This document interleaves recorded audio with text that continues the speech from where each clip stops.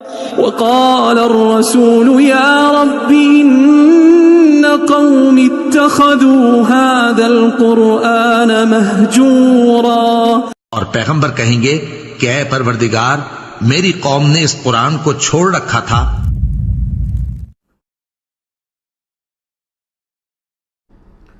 بسم اللہ والصلاة والسلام علی رسول اللہ وعلی آلہ واصحابہ اجمعین الی یوم الدین.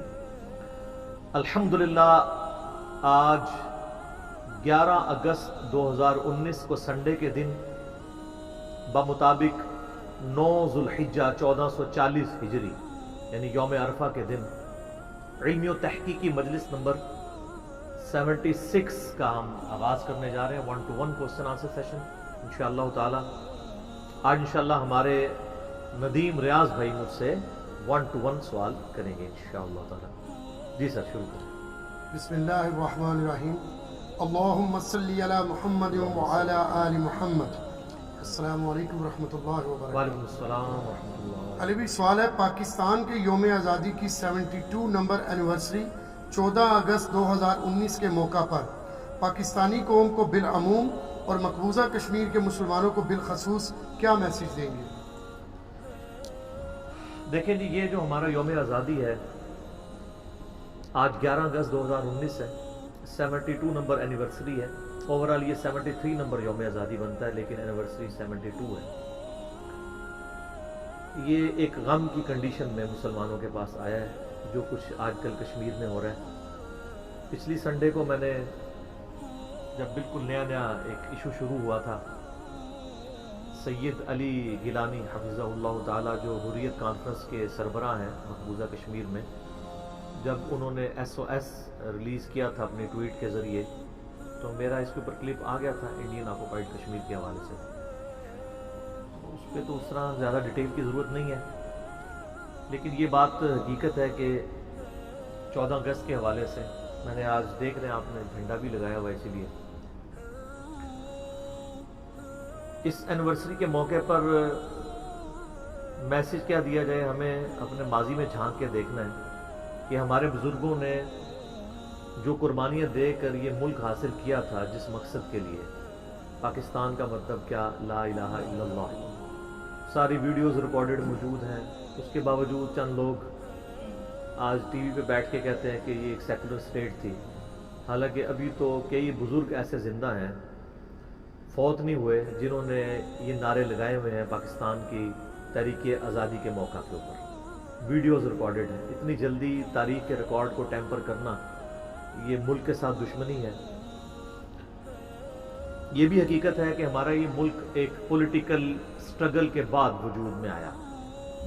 ہمیں یہ ملک کسی سپہ سالار نے جنگ میں جیت کے تحفے میں نہیں دیا، نہ کسی خاندانی وڈیرے کو یہ گفٹ میں ملے، بلکہ یہ بزرگوں کی، ہمارے آباء و اجداد کی قربانیوں کا نتیجہ ہے ایک پیورلی پولیٹیکل سٹرگل کے ساتھ.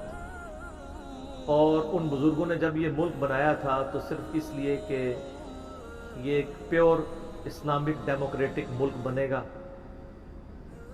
جہاں پہ شخصی آزادی بھی ہوگی، مذہبی آزادی بھی ہوگی اور اسلام کے قوانین کا نفاذ ہوگا. لیکن افسوس کے ساتھ کہنا پڑتا ہے کہ آج آلموسٹ 72 سال ہونے کو آئے ہیں، ملک کی صورتحال آپ کے سامنے ہے. آپ کو پتہ ہے کہ چائنا ہم سے بعد میں آزاد ہوا ہے اور چائنا آپ دیکھیں کہاں پہنچ چکا ہے، اور ہمارا ملک دن بدن پیچھے ہی جا رہا ہے. اس کی وجہ یہ ہے کہ جب رول آف لا نہیں ہوگا، عدلیہ کی حکمرانی نہیں ہوگی، جوڈیشری کی کوئی عزت نہیں ہوگی، اور لوگ اپنے منصب اور اپنی پوسٹ کا ناجائز استعمال کرتے ہوئے انصاف کا خون کریں گے، تو پھر اینڈ رزلٹ یہ نکلے گا. ہماری کمزور فارن پالیسیز نے ملک کو یہاں تک پہنچا دیا ہے کہ آج انڈیا والے اس معاملے میں ہمارے ساتھ چیدہ ملک، وہ بھی اپنی مجبوریوں کی وجہ سے کوئی کھڑا ہو علیحدہ بات ہے، ہمارے مسلمان ملک بھی اس وقت انڈیا کے ساتھ کھڑے ہیں اس مسئلے کے اندر. جن مسلمان ملکوں کے سربراہان کو گاڑی میں بٹھا کے ہمارے پرائم منسٹر صاحب ڈرائیونگ کرتے رہے، ان لوگوں نے بھی آج پاکستان کا ساتھ نہیں دیا کشمیر کے مسئلے میں، اور ہم یہاں پہ جناب مسلم امہ اور جناب اسلامی تشخص اور ہمارے مسلمان بھائی، مسلمان ملک، ان چیزوں کا رونا رو رہے ہیں. آج ہمارے ساتھ کوئی نہیں کھڑا ہوا.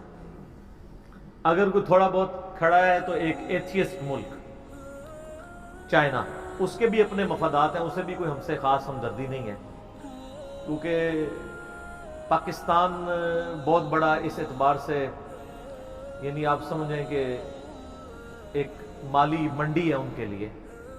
پاکستان کی کافی مدد کی ہے چائنا نے، ظاہر پیسے لے کے.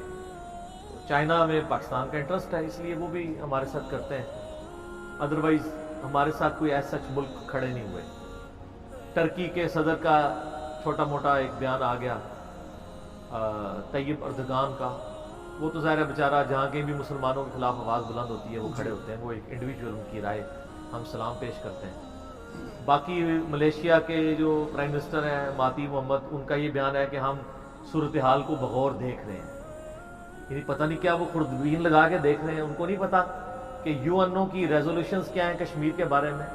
پوری دنیا میں رول آف لا کی بات کرنے والے جتنے بڑے ملک ہیں اس وقت انکلوڈنگ امریکہ، سب یعنی گونگے ہو چکے ہیں کہ ایک ملک بدماشی کے ساتھ ایک پولیٹیکل سٹیٹس مسلمانوں کا ڈسٹرب کر رہا ہے کشمیر کے اندر، اور ان کی یعنی جو رائے ہے اس کے خلاف ان کے اوپر حکومت امپوز کرنا چاہتا ہے. اور دوسری طرف وہ کلیم کرتا ہے کہ ہم دنیا کی سب سے بڑی ڈیموکریسی ہے.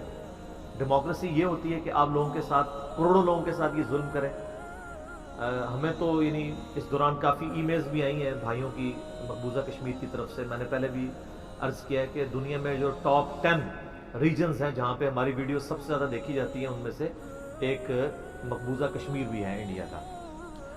تو بھائیوں کی ای میلز آئیں مجھے پرسنلی کئی لوگوں کی انڈیا سے، اسی صورتحال میں. یہ بھی جو آرٹیکل 370 والا چکر چلا ہے، تو وہ کہہ رہے ہیں جی کرفیو لگا ہوا ہے، گھروں میں محصور ہیں، کوئی پتہ نہیں کیا ہونا ہے، پریشان ہیں. آپ ذرا امیجن کریں ایک ہفتے کے لیے آپ کو گھر میں محصور کر دیا جائے، کتنا راشن انسان نے سٹور کیا ہوتا ہے. باہر کرفیو لگا ہو، زندگی موت کی کشمکش بنی ہو، آپ کے بچے ہوں اور وہ بھوک سے بلک رہے ہوں، تو کیا صورتحال انسان کے اوپر گزرتی ہے.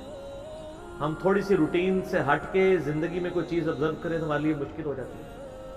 ابھی آپ کو پتہ ہے چونکہ ذوالحجہ کے دن چل رہے ہیں، تو یکم ذوالحجہ کے بعد صحیح مسلم میں حدیث ہے کہ نبی علیہ السلام نے جس نے قربانی کرنی ہو اس کے لیے مشروع فرمایا کہ وہ اپنے جسم سے بال وغیرہ ریموو نہیں کرے گا، اپنے جسم کے کسی حصے سے بھی، تا وقت کہ وہ قربان نہ کر لے. یہ صحیح مسلم میں حدیث ہے. اور سنن نسائی میں حدیث ہے جو قربانی کی سکت نہیں رکھتا وہ بھی ایسا کرے، اور عید والے دن عید کی نماز کے بعد اگر وہ بال اپنے کاٹ لے تو اسے ایک قربانی کا ثواب ملے. تو یہ آلموسٹ 8-9 دن ہوئے ہیں. میں مونچھیں جو کہ پس رکھتا ہوں، یہ تھوڑی سی مونچھیں میری بڑی ہیں تو مجھے اس سے بھی کوف فیل ہو رہی ہے. حالانکہ اس سے کیا ہو رہا ہے، اپنے جسم پہ ہی ہے. اور دوسری طرف جہاں پہ آپ کی لائف سٹیک پہ لگی ہوئی ہو، آپ کے بچوں کی لائف سٹیک پہ لگی ہوئی ہو، آپ کو مستقبل نظر نہ آ رہا ہو، اور آپ کے ساتھ کوئی کھڑے ہونے کے لیے بھی تیار نہ ہو، ان پہ کیا تکلیف گزر رہی ہے. میں اپنے جذبہ ایمانی کا اظہار یعنی 14 اگست کے موقع پہ، چونکہ کشمیر 14 اگست یہ ساری چیزیں ہمارے ساتھ جڑی ہوئی ہیں. ظاہر ہے کہ محمد علی جناح رحمہ اللہ تعالیٰ نے اس وقت یہ بات کی تھی کہ کشمیر پاکستان کی شاہرگ ہے. اگر کسی کی شاہرگ کے اوپر چھری چلا دی جائے، اس کے اوپر پاؤں رکھا ہو، تو کیا اس کا یہ کام ہے کہ وہ مذمتی قراردادوں تک ہی رہے اور یہ ٹویٹس کرے کہ جی ہم اخلاقی حمایت جاری رکھیں گے، اور یہ میٹنگز ہو رہی ہوں کہ ہم ہر فورم پہ آواز اٹھائیں گے، صرف اسی کے اوپر اکتفا کریں؟ تو میرے خیال ہمیں شرم کے مارے ڈوب مرنا چاہیے. اگر ہم صرف ان ساری باتوں کریں گے، اس طرح کرنے سے ایک بدماش کو اس کی بدماشی سے روکا جا سکتا ہے کیا؟ اگر روکا جا سکتا ہو تو UNO کی ریزولوشنز اتنی تگڑی تھیں کشمیریوں کے حق میں اور پاکستان کے سٹانس کے حق میں، ہم پچھلے 70 سالوں میں اس کا فیصلہ تو کروا نہیں پائے. لاتوں کے بھوت باتوں سے نہیں مانتے. ایک صرف یعنی میں اب نام لے دیتا ہوں چونکہ اس منسٹر کے بارے میں نے اس کی غلط حرکات کی وجہ سے، چونکہ ہمارے سٹی سے تعلق رکھتے ہیں، کافی ساری ویڈیوز میں نے ان کے اوپر تنقید کی، لیکن میں سلام پیش کرتا ہوں فواد چودھری صاحب کو اس موقع پہ اگر مجھے کسی بندے کی پارلیمنٹ میں تقریر پسند آئی ہے تو فواد چودھری کی، اس نے دلیرانہ بات کی، جو دلیرانہ بات ہمارے پرائم منسٹر کی طرف سے یا ہمارے ریاستی اداروں کی طرف سے آنی چاہیے تھی۔ باقی سب لوگ تو بس صرف جس کو کہتے ہیں نا اپنی اپنی حاضری لگوا رہے ہیں، کوئی ریلیاں بھی نکال رہا ہے تو اپنی حاضریاں لگانے کے لیے، کسی نے بیج بھی لگایا ہوا ہے کشمیر کا تو اپنی حاضری لگانے کے لیے، پاکستان کا جھنڈا لگایا ہوا ہے تو حاضری لگانے کے لیے۔ اب یہ اس سے زیادہ کیا برا وقت آئے گا کشمیریوں کے اوپر کہ ہم انڈیا کو ہاتھ سے روکیں گے، کہتے ہیں جی سفارتی حمایت جاری رکھیں گے، یہ کریں گے۔ بھائی آپ ذرا وہ لکھ کے بتائیں کہ وہ کیا موقع آئے گا کہ جب یہ ہو جائے گا تو پھر ہم انشاءاللہ کشمیر کے دفاع کے لیے بارڈرز پہ اپنی فوجیں بھیج دیں گے۔ تو وہ آپ جو لسٹ ڈاؤن کریں گے نا اس سے زیادہ اس وقت ہو رہا ہے کشمیر کے اندر۔ یعنی اس سے کوئی ٹیکنیکلی بات کرے نا آکے کہ آپ لسٹ بنا دیں کہ کیا ہوگا کہ جب آپ یعنی کشمیریوں کو وہاں کھڑے ہو کے جی روزانہ کی اگر ہمیں 1000 لاشیں ملیں گی تو ہم اپنی فوج بھیجیں گے، اگر وہ 1000 سے کم ہوں گی تو ہم نہیں لڑیں گے۔ کوئی اب کرائٹیریا تو بنائے نا، یہ کیا زبانی کلامی باتیں اور کانفرنسیں اور جناب میٹنگیں کر کے تو ایک بیان جاری کر کے اٹھ جاتے، کہانیاں کروا رہے ہیں۔ یا پھر اب مان لیں آپ کمزور ہیں، آپ جس ہاتھ جو آپ کی گردن کی طرف شارک کی طرف بڑا ہوا ہے نا، اگر آپ اس کو کاٹ نہیں نہ سکتے تو اس ہاتھ کو چوم لیں، پھر غلام بن جائیں ان کے، تو یا پھر آپ ٹیپو سلطان کی طرح زندگی گزاریں۔ لیکن ہمارے پرائم منسٹر صاحب یہ ساری تقریریں اس وقت کرتے تھے جب وہ اپوزیشن لیڈر تھے، یعنی لیڈر اس طرح تو نہیں بنے لیکن اپوزیشن کو اس اعتبار سے ایک ٹرو اپوزیشن لیڈ کر رہے تھے۔ اب جب سے وہ پرائم منسٹر بنے ہیں ان کی ٹون بھی چینج ہو چکی ہے، تو مجھے سب سے زیادہ دکھ تو پرائم منسٹر کے اوپر ہے، ان کے ایٹیچیوڈ کے اوپر ہے پرسنلی۔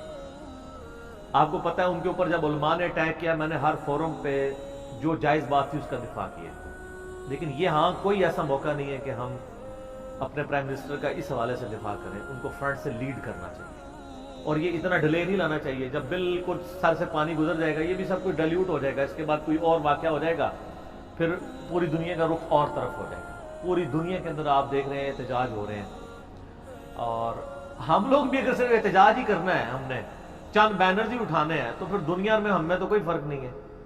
اور آپ کو پتا ہے ہماری جو پاکستان کی فوج ہے دنیا میں ٹاپ 10 پروفیشنل فورس میں سے ایک ہے، فورسز میں سے، اور ہر طرح کے جدید اسلحے سے لیس ہے، اور ہماری فوج میں جو موریل بلند کیا جاتا ہے نا فوجیوں کا، جو لوگ کاکول اکیڈمی سے فارغ ہوئے ہیں ان سے ذرا پوچھئے کہ پورے کا پورا بلٹ اپ ان کا اینٹی انڈیا ہوتا ہے۔ ہمارے پاس جو موٹیویشن لیول ہے نا، اپنا ریلیجن تو اپنی جگہ ہے اسلام، جو دشمن کے طور پہ پریزنٹ کر کے ہماری فوج کو تیار کیا جاتا ہے نا، ایک آفیسر کو بھی، ایک سٹاف کے بندے کو بھی، جوان کو بھی، وہ اینٹی انڈیا، یہی نعرے لگتے ہیں۔ یعنی ہم نے پوری کے پورا ڈیفنس اپنا اینٹی انڈیا کے اوپر کھڑا کیا ہوا تھا، اور اس میں بھی بون آف کنٹینشن کشمیر۔ اگر آپ ایک لمحے کے لیے سوچیں کشمیر پاکستان کے پاس آ جائے پھر پاکستان انڈیا کی دشمنی ختم۔ اگر کوئی سمجھتا ہے کہ اس کے علاوہ بھی کوئی دشمنی ہے تو وہ کوئی دشمنی نہیں۔ ہمیں کوئی کشمیریوں کے ساتھ جو ہمدردی والا معاملہ ہے وہ اسلام کی وجہ سے، اور ان کے ساتھ ناانصافی ہو رہی ہے۔ ہم اولو العلم قائما بالقسط ہیں، انصاف کے ساتھ کھڑے ہوئے ہیں۔ ہمیں انڈیا میں رہنے والے کسی ہندو کے ساتھ کوئی ذاتی دشمنی نہیں ہے، ان کو بھی ہیومن ڈگنیٹی میں اسی طرح زندہ رہنے کا اس روئے عرض پہ حق ہے جتنا ایک مسلمان کو ہے۔ ہمیں انڈیا کی گورنمنٹ کے ساتھ بھی کوئی ذاتی دشمنی نہیں ہے، ان کی حرکات کے ساتھ جس کے افیکٹو وہاں پہ اقلیتیں بن رہی ہیں، اور ٹاپ آف دا لسٹ مسلمان، سکھ بھی تکلیف میں ہیں اور باقی عیسائی بھی ہیں، لیکن مسلمان ٹاپ آف دا لسٹ ہیں۔ ان کو پتہ ہے ان کے اندر چنگاری موجود ہے، ان سے ہمیں ہر وقت خطرہ رہتا ہے۔ ظاہر ہے مسلمانوں نے یہاں اتنا عرصہ حکومت کی ہے، اور جنہوں نے اتنا عرصہ حکومت کی بھی ہے انہوں نے حکومت کا مزہ چکھا ہوا ہے، اس سے ہی ان کو ڈر لگا رہتا ہے۔ حالانکہ مسلمان آپ کو پتا ہے ہمیشہ 15 سے 20% ہی رہے ہیں، اس کے باوجود کئی سو سال تک مسلمانوں نے حکومت کی ہے۔ جو ہندو تھے وہ 80% تھے، اس کے باوجود حکومت مسلمانوں کے پاس نہیں ہے۔ یعنی مغلیہ سلطنت آپ دیکھ سکتے ہیں، اسلامی حکومت تو نہیں تھی لیکن مسلمانوں کی تو تھی نا۔ میں تو اس کو اسلامی کہنے کے لیے تیار نہیں ہوں، اور میں سب سے زیادہ حق بجانے ہوں کہ ایسی بات کروں، کیونکہ میرا خود تعلق مغلیہ خاندان سے ہے، لیکن میں اپنے اس خاندان کی بنیاد کے اوپر یہ تو نہیں کہوں گا کہ بھی اکبر کی حکومت اسلامی تھی اور اورنگزیب عالمگیر نے ایک فتاوی عالمگیری لکھوا کے باقی جتنے اس نے کرتوت کیے ہیں ادھر، اپنے بھائیوں کو قتل کروایا، باپ کو جیل میں ڈلوایا، بس ٹوپیاں سیتا رہا اور بس اس کی ٹوپیاں دیکھ کے میں دھوکہ کھا جاؤں، اس طرح تو نہیں ہوگا۔ ہم تو یعنی انصاف کے اوپر مبنی بات کریں گے، تو ہمیں نہ یعنی انڈیا کے ساتھ کوئی ذاتی دشمنی ہے، اصل مسئلہ ہے انصاف کا، اور وہ جو وہاں کی پبلک کا آئینی حق تھا اتنے عرصے سے غصب کیا ہوا ہے، اب اس کی طرف آگے چلیں گے۔ اور میں سمجھتا ہوں کہ پاکستان اپنے ان 72 ایئرز میں فارن پالیسی کے اعتبار سے آلموسٹ میں سمجھوں گا کہ فیل ہے۔ ہم دنیا کو اپنا مقدمہ پیش ہی نہیں کر پائے۔ آج ساری دنیا جو ہے وہ انڈیا کے ساتھ کھڑی ہے، ہمارا منہ رکھنے کے لیے کوئی بیان دے دے لادہ بات ہے۔ کدھر گیا جی امریکہ، جس کے ساتھ ہم نے پچھلے دنوں بڑا کامیاب ایک دورہ کیا ہے، اور ہم کہہ رہے تھے جی ماشاءاللہ جی وہ ثالثی کروائے گا، ٹھیک ہے جی، اور ہمارے پرائم منسٹر صاحب کو سارے وزیر لائن میں لگ کے ریسیو کر رہے تھے، اور وہ کہہ رہے تھے ہم ورلڈ کپ جیت کے آئے ہیں۔ اور ورلڈ کپ کیا جیتا ہے جناب، وہ تو پتہ چلا ہے جناب کہ وہ سارے زیرو پہ ہی آؤٹ ہو گئے، بالکل 180 ڈگری رزلٹ نکلا ہے۔ ہم تو یہ امید کر رہے تھے کہ جناب یہ، میں تو آپ کو اپنا پرسنلی بتاؤں، جب یہ ہمارے پرائم منسٹر صاحب کی سٹیٹمنٹ آئی تھی نا الیکشن سے پہلے کہ جی اگر مودی پرائم منسٹر بن گیا تو مسئلہ کشمیر حل ہو سکتا ہے، تو میں حیران تھا کہ یہ ہمارے پرائم منسٹر کو کس نے کہانی کروا دی ہے۔ وہ متعصب قسم کا ہندو جس نے ووٹ ہی اس بنیاد پہ حاصل کی ہے کہ وہ اینٹی مسلم ہے، اس کے آنے سے کشمیر کا مسئلہ حل ہونا تھا، لیکن ہمارے پرائم منسٹر صاحب یہی کہہ رہے تھے۔ اور اس ٹائم جب ان کو کوئی سمجھاتا تھا تو کہتے تھے مجھے سب سے زیادہ سمجھ ہے، تو سب سے پہلے پرائم منسٹر کو اپنے ان سارے بیانات سے رجوع ریکارڈ کروانا چاہیے، پارلیمنٹ میں تقریر کرنے سے پہلے یہ کہنا چاہیے تھا میں نے الیکشن کے دوران جتنی باتیں کی تھیں انڈین الیکشن کے دوران وہ ساری میری خام خیالی تھی، مجھے بھی غلطی لگ سکتی ہے، مجھے اب اصلی ان کا چہرہ پتہ چل گیا۔ لیکن ہمارے ملک میں تو سر شرمندگی، بات سے رجوع کرنا، اپنی پالیسی کے اوپر نظر ثانی کرنا، یہ تو ہماری کہیں گھٹی میں موجود نہیں ہے کہ ہم نے اپنی غلطی کو ماننا ہے۔ بس ماں بدولت نے جو بھی فرما دیا، ہم واپس آنے کے لیے تیار ہیں۔ میں اس پرائم منسٹر کی نہیں بات کر رہا، ان سے پہلے بھی جو گزرے ہیں، چاہے فوجی ڈکٹیٹر ہوں چاہے وہ عوامی لیڈرز ہوں، بس جو کہہ دیا وہ کہہ دیا، کوئی اپنی غلطی ماننے کے لیے کم از کم اب تو مانے نا۔ اس وقت بھی لوگ سمجھا رہے تھے کہ یار جو اینٹی اسلام ووٹ لے کے آ رہا ہے وہ آنے کے بعد جھنڈا تیز ہی کرے گا، تو سر کر دیا نا اس نے وہ کام کیا ہے جو اس سے پہلے کسی حکومت نے نہیں کیا۔ آج مسلمان وہاں تکلیف میں، اور ہم ماشاءاللہ یہاں روزانہ، میں وہ رات کو بلٹن سن رہا ہوتا ہوں نا، تو وہ یعنی 1 گھنٹے کے بلٹن میں 40 منٹ جو ہے نا وہ کشمیر کے اوپر ہو رہے ہوتے ہیں، لیکن ساری رام کہانی ہے، یہ ہو گیا وہ ہو گیا، وہاں میٹنگ ہو گئی، یہاں پہ جلوس ہو گیا، کیا نکلے آؤ دیکھو کیا کیتا جائے، دلیر بنے۔ اب تو یہ حالت ہو گئی ہے کہ سوشل میڈیا کے اوپر جن لوگوں نے یعنی جن کو موقع ملتا ہے نا ایسے موقع پہ پاکستان کی حکومت یا ریاستی اداروں کے اوپر بھونکنے کا موقع ملتا ہے، ان کو بڑا سافٹ موقع آپ نے پرووائڈ کر دیا۔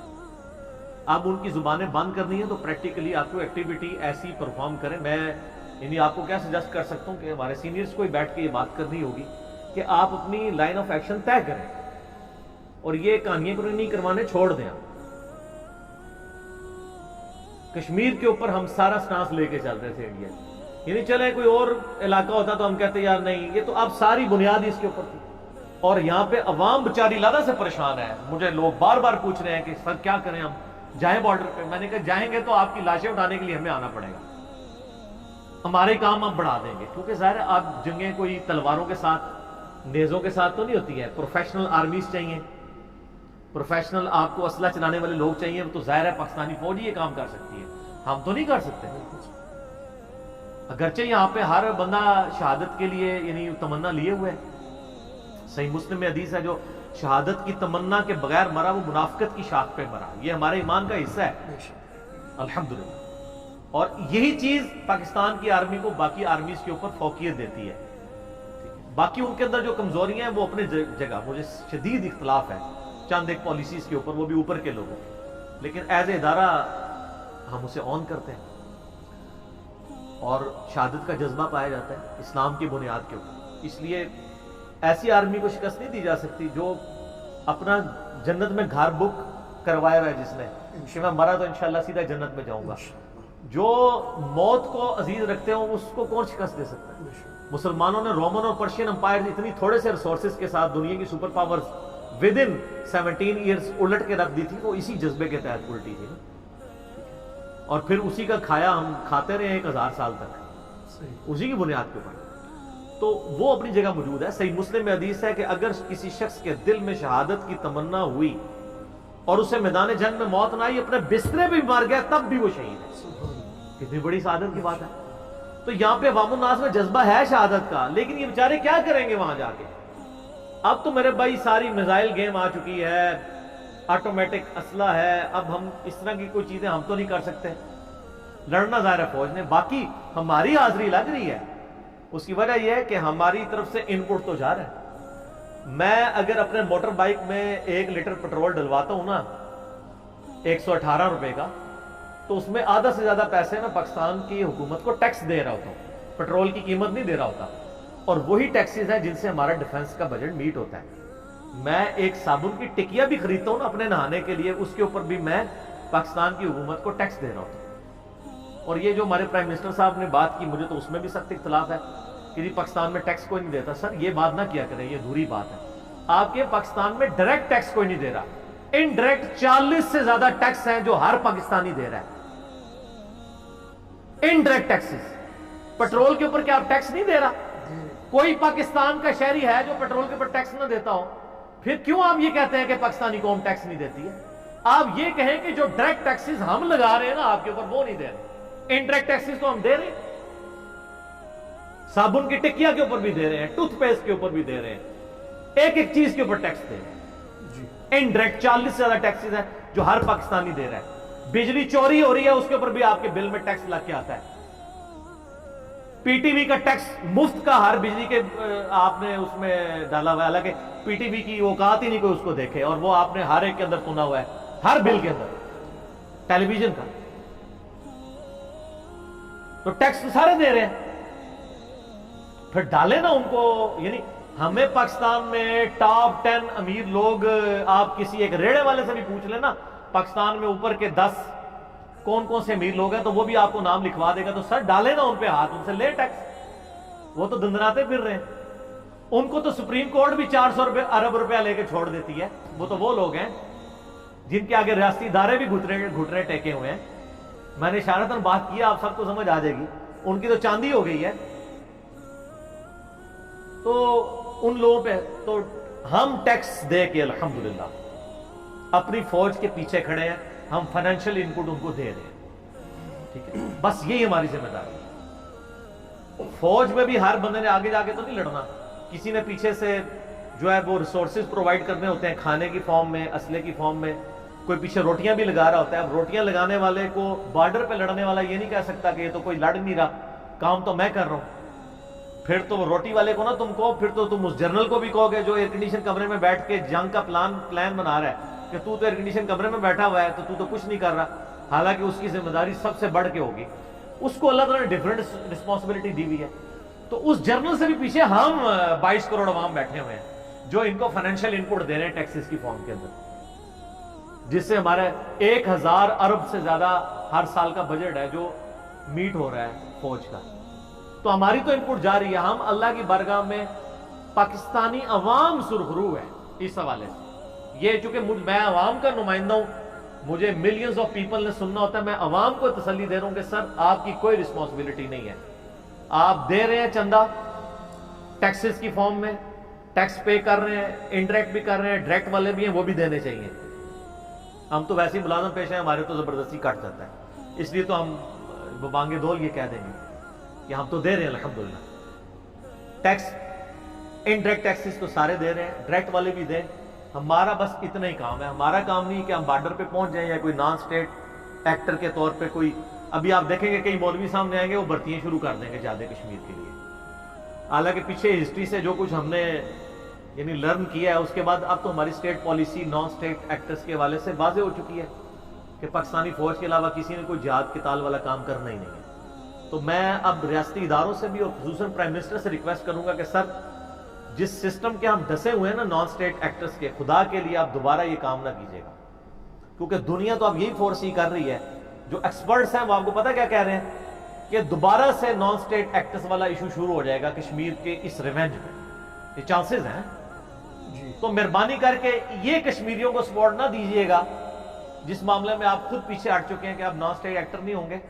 کام کرنا ہے تو سیدھے طریقے سے جنگ ڈکلیئر کر کے سامنے. اور میں نے آپ کو پہلے بھی کئی دفعہ بتایا ہے کہ سورۃ الانفال کے اندر کلیئر کٹ جو اسلامک ڈیموکریسی کے اصول آئے ہیں ان میں سے ایک اصول یہ بھی ہے کہ جس قوم کے ساتھ تم معاہدے میں بندھے ہوئے ہو اس کے ساتھ تم گریلا وار نہیں کر سکتے جب تک اوپنلی جنگ ڈکلیئر نہ کرو. اسی لیے مولانا مودودی رحمہ اللہ تعالیٰ نے 1948 میں کشمیر کا جب ایشو شروع ہوا تو مخالفت کی تھی کہ پاکستانی فوج جا کے وہاں لڑے، تابقتے کہ آپ جنگ ڈکلیئر نہ کریں. لوگ کہتے ہیں وہ کشمیر کے مخالف تھے، کشمیر کے مخالف نہیں تھے، وہ تو کہتے تھے اوپن جنگ ڈکلیئر کرو. اس طرح نہیں ہے کہ چند معاہدوں پہ دوستی چل رہی ہے دوسری جگہ جنگ چل رہی ہے. جنگ اور دوستی اسلام میں اسلام کی بات کر رہا ہوں، مسلمانوں کی نہیں، وہ میری کوئی ذمہ داری نہیں. اسلام میں آپ نے جس سے جنگ کرنی ہے معاہدہ اوپنلی توڑنا ہے. اس کی میں آپ کو ایک مثال دیتا ہوں. اسی آیت کے کانٹیکسٹ میں جامعہ ترمذی میں ایک حدیث ہے سورۃ الانفال کی اس آیت کے کانٹیکسٹ میں کہ حضرت امیر معاویہ رضی اللہ تعالیٰ عنہ کے یعنی دور ملوکیت کے اندر رومن امپائر کے ساتھ مسلمانوں کا ایک معاہدہ چل رہا تھا. اس معاہدے کی مدت مکمل ہونے والی تھی، اس سے پہلے حضرت معاویہ نے فوج بارڈر پہ جا کے بٹھا دی کہ مثلا کل کی ڈیٹ میں یہ معاہدہ ختم ہوگا تو ہم اچانک رومن امپائر پہ حملہ کر کے تو ان کے علاقہ چھین لیں گے. اچھا، کیونکہ ہم پھر آفیشلی جوڈیشری کی لینگویج میں بھی ٹھیک کر رہے ہوں گے جی فلاں تاریخ کو معاہدہ ختم ہوا ہے تو اس کے بعد ہی ہم نے حملہ کیا. لیکن یہ ایک طرح کا دھوکہ بھی تھا. جب یہ معاملہ ہوا تو عین اس وقت میں ایک صحابی وہاں کھڑے ہوئے اور انہوں نے حضرت معاویہ کو للکار دیا. انہوں نے کہا رسول اللہ صلی اللہ علیہ وسلم نے ہمیں منع کیا ہے، قرآن میں منع ہوا ہے کہ جب قوم کے ساتھ معاہدہ ہے تو اعلانیہ معاہدہ توڑنا ہوگا. ان بیچاروں کو وہ تو یہ ایکسپیکٹ کر رہے ہوں گے کہ اب یہ معاہدہ رینیو ہوگا، تم ان پہ حملہ کر رہے ہو تو حملہ کرنا ہے تو پہلے ڈکلیئر کرو کہ فلاں تاریخ کو معاہدہ ختم ہو رہا ہے، اس کے بعد جنگ کی تیاری کر لو. میدان جنگ میں بھی انہوں نے انصاف کا دامن صاف نہیں جانے دیا اور انہوں نے جب یہ آواز بلند کی تو باقی ساتھیوں نے بھی ان کی گواہی دی. حضرت معاویہ کو اپنا ڈیسیژن واپس لینا پڑا. کیا بات ہے سر، یہ ہے اسلام. میدان جنگ میں بھی دنیاوی بینیفٹ نہیں دیکھا، قرآن کو فالو کیے. تو سر قرآن تو 1400 سال پہلے کہہ رہے ہیں نان اسٹیٹ ایکٹرز نہیں ہونے چاہیے. چلے آج 70 سال بعد ہمیں بھی سمجھ آ گئی. مجھے تو پہلے کی سمجھ تھی، مجھے اس وقت کی سمجھ تھی جب جن کو سمجھ آنی چاہیے تھی ان کو سمجھ نہیں تھی. اب اللہ کا شکر ہے جن کو سمجھ آ گئی ہے ان کو ہماری والی سمجھ آ گئی ہے تو ہم تو اللہ کا شکر ادا کرتے ہیں. اب دوبارہ یہ غلطی نہیں کرنی. تو میری دعائیں کشمیریوں کے ساتھ ہیں. تو چونکہ ای میلز مجھے کافی ساری آئی تھی، انہوں نے اسپیشل دعاؤں کے لیے کہا ہے. ہم ظاہر یہی کر سکتے ہیں، صحیح مسلم میں حدیث ہے برائی دیکھو تو ہاتھ سے روکو. اگر ہاتھ سے نہیں روک سکتے، ظاہر ہاتھ سے روکنا تو حکومت وقت کا کام ہے، ہمارے پاس تو ریسورسز نہیں. تو کم از کم زبان سے اسے برا ضرور کہو. وہ ہم اللہ کے فضل سے اپنی یعنی ویڈیوز کے ذریعے لوگوں تک پیغام پہنچا رہے ہیں. اور اگر زبان سے نہیں کہہ سکتے تو کم از کم دل میں برا جانو. لیکن یہ ایمان کا کمزور ترین درجہ ہے. ذالک اضعف الایمان، ضعیف ترین درجہ ہے. گونگا شیطان ہی بننا ہے وہ، کم از کم درمیانہ درجہ ضرور ہو. لیکن یہ میں عوام الناس کی بات کر رہا ہوں. حکومت ہاتھ سے روکے گی، اس کے بعد ریسورسز ہے. ہم اپنی زبان سے روکیں گے. اور میں مسلمانوں سے یہ بھی ریکویسٹ کروں گا، اس وقت پوری دنیا کے انسانوں کی نظریں آپ پہ ہیں. خدا کے لیے سوشل میڈیا پہ کوئی گالی گلوچ اور نیگیٹو ورڈز ایسے نہ یوز کیجئے گا کہ اسلام کا غلط امیج لوگوں تک جائے. خدا کے لیے سورۃ الانعام میں ہے کہ لوگوں کے جھوٹے خداؤں کو گالی مت دو، وہ بغیر علم کے جہالت کے اندر تمہارے سچے خدا کو برا کہیں گے. تو ہمیں یہ اسلام نے باقاعدہ تعلیم دی ہے کہ ہم نے اس کو پازیٹیولی ایک دعوت کا ایک موقع ہے. باقی اس حوالے سے میں نے کافی ساری گائیڈ لائنز، ایک لیکچر ریکارڈ کرایا تھا روہنگیا مسلمانوں کی جینوسائیڈ سے ریلیٹڈ. آپ یوٹیوب پہ لکھیں روہنگیا مسلمز، جو برما کے اندر ہوا تھا میانمار میں. تو تقریباً 1 گھنٹے کی وہ ویڈیو ہے، لاکھوں لوگوں نے دیکھی ہے. اس میں نے ایک پورا کاؤنٹر نیریٹو سامنے رکھا تھا. اور ایک اور ویڈیو ہے کاؤنٹر نیریٹو میں نے دیا تھا گستاخانہ فلمز اور کارٹونز کے حوالے سے مسلمانوں کا ایٹیچیوڈ کیا ہونا چاہیے. بجائے آپ گالی گلوچ کر کے غصہ نکال کے آپ عوام الناس کے کرنے کا کام کیا ہے؟ حکمرانوں کا کام تو ان کو اب کرنا پڑے گا. اب ان کو مسلمان ہیں اور وہ یہ سمجھتے ہیں کہ ہمیں آخرت عزیز ہے، تو سر پھر یہ لائف جو ہے نا یہ ایسٹ نہیں ہونی چاہیے، یہ لائبلٹی ہونی چاہیے آپ کے لیے. اور یہ بات تو اللہ تعالیٰ قرآن حکیم میں کرتا ہے نا سر. قرآن حکیم میں اللہ تعالیٰ یہودیوں کو اسی بات کا تانا دیتا ہے کہ اگر تم خدا کے بڑے محبوب ہو نا تو موت کی تمنا کرو نا. اور پھر اللہ تعالیٰ سورہ جمعہ میں فرماتا ہے کبھی موت کی تمنا نہیں کریں گے. جو بندہ کہتا ہے کہ میں نے اللہ کے پاس جانا ہے، اصل زندگی آخرت کی ہے، تو وہ دنیا سے تو محبت نہیں کرے گا. مر تو جانا ہی ہے انسان، کسی بھی طریقے سے موت آ جانی ہے، اپنے ٹائم پہ آنی ہے. لیکن کیا ہی اچھا ہو کہ زندگی جو ہے وہ اللہ کے لیے گزرے اور موت بھی اللہ کے لیے آئے، شہادت کی موت نصیب ہو. تو صرف یہ کہنے کی حد تک نہ ہو.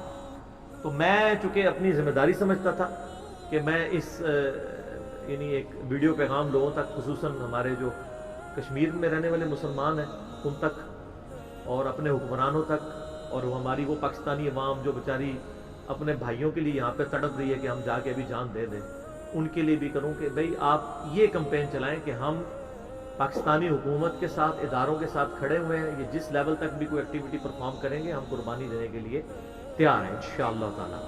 اور ظاہر ہے کہ یہ یعنی انڈین حکومت کو بھی بالکل کان کھول کے یہ بات سن لینی چاہیے کہ یہاں پہ 22 کروڑ انسان جو ہیں الحمدللہ، جن میں سے اکثریت مسلمانوں کی ہے، ایون نان مسلم بھی پاکستان کے لیے قربانی دینے کے لیے تیار ہیں. آپ کو پتہ ہے پاکستان میں کئی ایک لوگ جنہوں نے جنگ کے دوران جانیں دی ہیں ان میں غیر مسلم بھی شامل ہیں. تو الحمدللہ مسلمان تو ویسے ہی جنت کے حصول کے لیے کوشش کرتا ہے. تو کئی لوگوں نے دعاؤں کے لیے بھی کہا ہے، ای میلز کر کے اسپیشلی کہ جی کشمیریوں کے لیے دعا کریں. اور وہ خود انڈین آکوپائڈ کشمیر میں جو لوگ محصور ہیں ان کی طرف سے مجھے ای میلز آئی ہیں. تو بیچ میں تھوڑی دیر کے لیے کسی کا نیٹ کھلا ہے، اس نے ای میل کر دی کہ اسپیشل دعا کریں. تو ہم اللہ کے حضور دعا کرتے ہیں، کیونکہ بخاری مسلم کی حدیث ہے کہ مسلمان ایک جسم کی مانند ہے. دنیا کے کسی بھی حصے میں اگر کسی کو ایک جگہ پہ تکلیف ہوتی ہے تو پورا جسم اس کی تکلیف محسوس کرتا ہے. اور صحیح مسلم کے الفاظ ہیں کہ اگر آنکھ میں درد ہوتا ہے تو پورے رات باقی جسم کاٹ کے گزارتا ہے اس آنکھ کے درد کی وجہ سے، کیونکہ مسلمان ایک جسم کی مانند ہے. اور کشمیر تو ہے جس کو ہم پاکستانی آج تک اپنی شاہرگ کہہ رہے ہیں. تو اگر شاہرگ کے اوپر کسی نے یوں کر کے ہاتھ رکھا ہوا ہے تو میرے خیال ہے ہمیں تو رات کو نیند نہیں آنی چاہیے.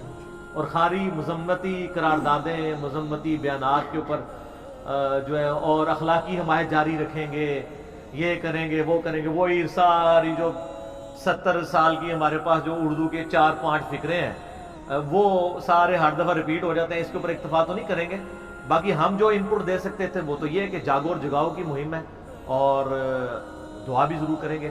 اللہم انی اسألک بانک انت اللہ لا الہ الا انت الاحد الصمد الذی لم یلد ولم یولد ولم یکن له کفوا احد والہکم الہ واحد لا الہ الا هو الرحمن الرحیم الف لام میم اللہ لا الہ الا هو الحی القیوم. اللہم صلی علی محمد وعلی آل محمد كما صليت على إبراهيم وعلى آل إبراهيم إنك حميد مجيد. اللهم بارك على محمد وعلى آل محمد كما باركت على إبراهيم وعلى آل إبراهيم إنك حميد مجيد. اللهم ربنا آتنا في الدنيا حسنة وفي الآخرة حسنة وقنا عذاب النار. لا إله إلا أنت سبحانك إني كنت من الظالمين. حسبنا الله ونعم الوكيل ولا حول ولا قوة إلا بالله العلي العظيم. اے اللہ جن جن بھلائیوں کا سوال تیرے محبوب صلی اللہ علیہ وآلہ وسلم نے تجھ سے کیا ہم تمام مسلمانوں کے حق میں قبول و منظور فرما. اے اللہ جن جن چیزوں کے شر سے تیرے محبوب صلی اللہ علیہ وآلہ وسلم نے تیری پناہ طلب کی ہم تمام مسلمانوں کو عطا فرما. اے اللہ مسلمان دنیا میں جہاں کہیں بھی ظلم کی چکی میں پس رہے ہیں، بالخصوص کشمیر میں، فلسطین میں، افغانستان کے اندر، شام کے اندر، جہاں کہیں بھی مسلمانوں پر ظلم کے پہاڑ توڑے جا رہے ہیں، اے اللہ غیب سے ان کی عزت، آبرو، جان اور مال کی حفاظت فرما. اور اے اللہ ہمیں ہر جگہ ان کا ساتھ دینے کی توفیق عطا فرما۔ آمین۔ اے اللہ ہم جو لوگ اس ملک کے اندر سکون کی زندگی گزار رہے ہیں، اے اللہ یہ تیرے بڑی نعمت ہے، ہمیں اس نعمت کی قدر کرنے کی توفیق عطا فرما۔ آمین۔ اے اللہ خصوص بالخصوص کشمیر کے مسلمانوں کے ساتھ عافیت والا معاملہ فرما، اور ہمارے مسلمانوں کے حکمرانوں کو عقل سلیم نصیب فرما، اور اپنے مسلمان بھائیوں کے ساتھ کھڑے ہونے کی توفیق عطا فرما۔ آمین۔ سبحانک اللہم و بحمدک، اشہد ان لا الہ الا انت، استغفرک و اتوب الیک، وصلی اللہ علی النبی الکریم وعلی آلہ وصحبہ اجمعین۔ آمین۔ میرے بھائیو یہاں پہ ایک میں اور چیز بھی ایڈ کر دوں کہ اب ہمیں اس ملک کی بھی قدر کرنی چاہیے کہ ہم کتنی آزادی کے ساتھ یہاں پہ اپنے ریلیجن کو پرفارم کر رہے ہیں اللہ کے فضل سے، الحمدللہ۔ اور غیر مسلم ملکوں کے اندر جو مسلمانوں کو تکلیفیں اٹھانی پڑ رہی ہیں اس کے بعد تو مزید اس ملک کی قدر آتی ہے۔ اکثر لوگ یہ جو کہتے ہیں نا اس ملک نے ہمیں کیا دیا ہے، اس ملک نے نہیں، اللہ نے ہمیں بہت کچھ دیا ہے، جس میں ٹاپ آف دا لسٹ ایمان کے بعد ہمارے پاس یہ سرزمین ہے جہاں پہ ہم اپنی مرضی کی زندگی گزاریں الحمدللہ۔ اذان عصر شروع ہو چکی ہے، انشاءاللہ بقیہ کی گفتگو انشاءاللہ اذان عصر کے وقفے کے بعد۔